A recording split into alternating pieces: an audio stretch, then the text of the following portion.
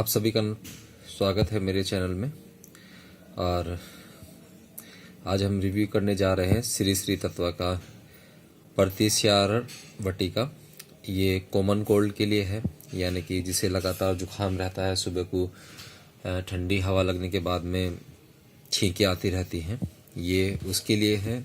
इसमें लगभग 60 टैबलेट है 500 mg की, और ये 100 रुपये की है, जो कि 1 mg वेबसाइट से आपको लगभग 80 रुपये की मिल जाती है।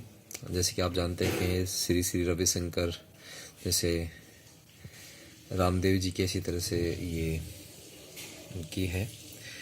और मैं इसमें बता देता हूँ कि इसमें क्या है। इसमें पीपली है, सौंठ है, मरिक्का है,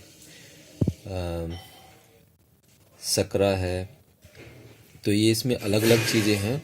आप इसे डॉक्टर की सलाह अनुसार या वैद्य की सलाह अनुसार ही यूज़ करें, मेरे कहने से नहीं। और इसे आप दो गोली सुबह और 2 गोली शाम शहद के साथ लें तो ज़्यादा फ़ायदेमंद होती है। जिन्हें जुखाम रहता है, छींक बार बार आती है, उनके लिए ये रामबाण दवाई है। और